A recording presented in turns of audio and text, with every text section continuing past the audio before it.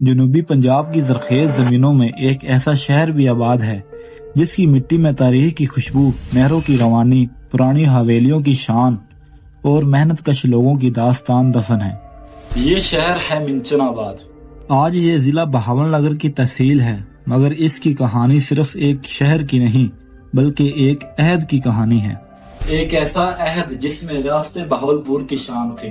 انگریز راج کی سیاست تھی، تقسیم ہند کا دور تھا، نہری انقلاب تھا اور پھر جدید پاکستان کی ترقی تھی۔ یہ ڈاکومنٹری ہمیں لے جائے گی برطانوی دور کے منچن آباد میں، ریاست بہاولپور کے زمانے میں، 1947 کے ہجرتوں کے دنوں میں، تاریخی نگر محل کی خاموش راہداریوں میں اور آج کے جدید منچن آباد تک۔ منچن آباد کا نام دراصل ایک برطانوی افسر کرنل چارلس چیری کے نام پر رکھا گیا۔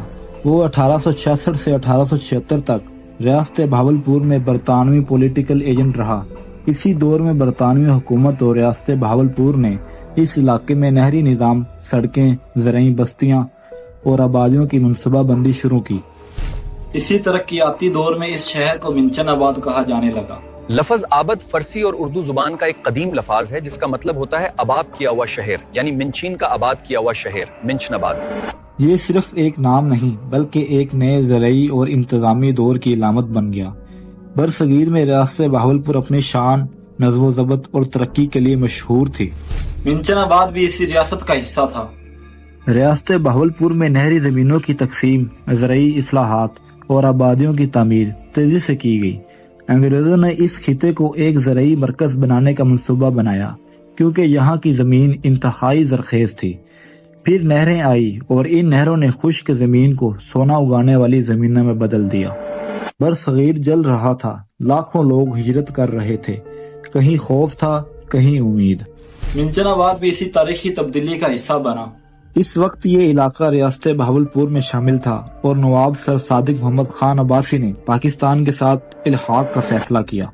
بعد میں ریاست بہاولپور پاکستان کا حصہ بن گیا۔ تقسیم کے بعد بہت سے ہندو اور سکھ خاندان بھارت منتقل ہو گئے، جبکہ ہندوستان سے آنے والے مسلمان خاندان یہاں آباد ہو گئے۔ یہی وہ وقت تھا جب منچن آباد کی آبادی اور ثقافت میں ایک نئی تبدیلی آئی۔ نگر محل، خاموش دیواروں میں قید ایک تاریخ۔ منچن آباد کی سب سے مشہور تاریخی عمارتوں میں ایک نام آج بھی زندہ ہے، نگر محل۔ یہ شاندار حویلی تقریباً 1930 کے آس پاس دو ہندو تاجر بھائیوں شیخ نگر محل اور بھجن لال نے تعمیر کروائی۔ یہ خاندان اگروال برادری سے تعلق رکھتا تھا اور اس دور کے امیری ترین تاجروں میں گنا جاتا تھا۔ یہ عمارت صرف حویلی نہیں تھی، یہ دولت، فن، تعمیر اور شاہانہ طرز زندگی کی علامت تھی۔ اس میں بڑے سحرابی دروازے، وسیع صحن، لکڑی کی نفیس نقش و نگاری، رنگین شیشوں کا کام، مغل اور ہندو طرز تعمیر کا حسین امتزاج۔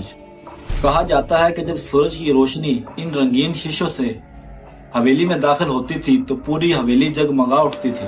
1947 میں تقسیم ہند کے بعد نگر محل خاندان بھارت چلا گیا۔ بعد میں یہ حویلی فخیرہ خاندان کے پاس آ گئی، جنہوں نے اسے کافی عرصے تک محفوظ رکھا۔ آج اگرچہ وقت کی دھول اس پر نظر آتی ہے، مگر اس کی دیواریں آج بھی اپنی ماضی کی شان سناتی ہیں۔